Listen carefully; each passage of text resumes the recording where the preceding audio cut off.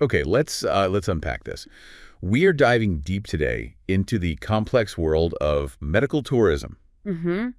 That's, people traveling across international borders specifically for medical care. Right. We've pulled insights from a stack of research reports, including one commissioned by the Indian Ministry of Tourism.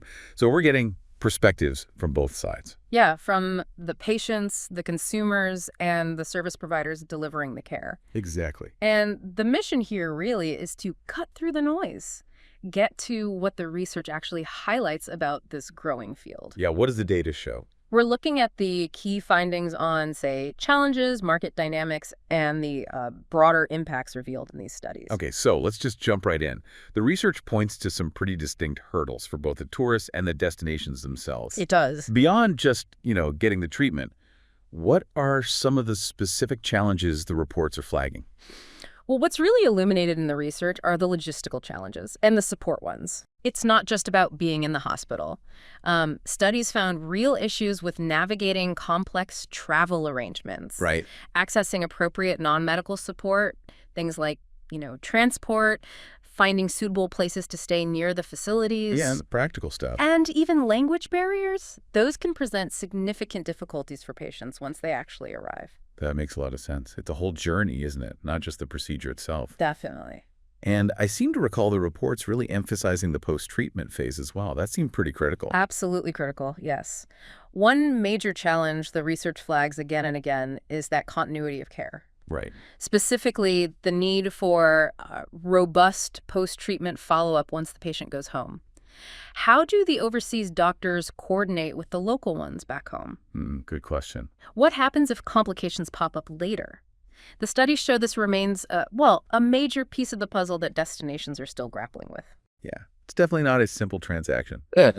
But okay, despite these complexities, the reports are pretty unanimous on one thing. Yeah. This market is booming. It truly is. The research consistently points to medical tourism as a significant growth area globally. Like how big? Well, for example, one report projected the market could reach over, I think it was $30 billion in the next few years, showing a really strong compound annual growth rate. Wow. And that's driven by factors like cost savings, obviously, but also access to specialized care that might not be available locally or, has super long wait times. That's a massive number. Yeah. And the research gets into why people are choosing this path.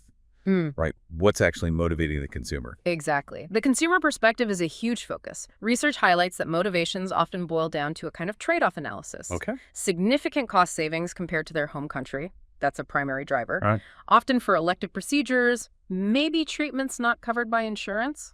But it's also about quality. People are seeking out world-class expertise, specific technologies for complex conditions.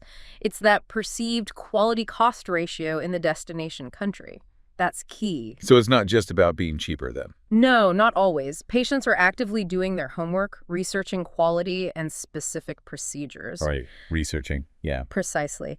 And then you've got the other side, the service providers, the hospitals, clinics, the facilitators. Okay, what about their challenges? Yeah, the research explores their challenges too. How do they attract international patients in the first place? What are the competitive pressures like? Studies talk about the need for things like international accreditation, specialized marketing strategies, adapting their infrastructure to meet what medical tourists expect. And the reports didn't just paint a broad picture. They often drill down into specific locations, too. I know you mentioned the Indian Ministry of Tourism report earlier. Yes. What kind of insights did the research offer on specific destinations like that? So focusing on destinations like India, the research looks at their specific market dynamics. What are their competitive advantages? Maybe cost and a large pool of skilled medical professionals. But also, what are their persistent challenges? Perhaps infrastructure gaps outside the major medical hubs or difficulties in standardizing the patient experience across the board? Understanding those nuances seems crucial. Absolutely. For both the destinations trying to improve and for potential patients making decisions. Okay, so just to sort of recap, we've seen how the research unpacks this whole world, starting with the patient's journey, the very real challenges they face, including that critical post-care phase. Then the massive growth numbers driving the market, the underlying consumer motivations and provider strategies, Right. and how specific destinations like India, fit into that global picture? Yeah, that pretty much covers the key angles the reports investigate, understanding the whole ecosystem, really. From the traveler's initial decision right through to the delivery of care and its wider economic impact. So, thinking about these research findings, especially that rapid growth happening alongside persistent issues like infrastructure and, follow-up care. Hmm? Maybe you listening have heard stories or even thought about medical travel Yeah. yourself. Does hearing about these specific challenges and motivations from the research, does that resonate with anything you've encountered or considered?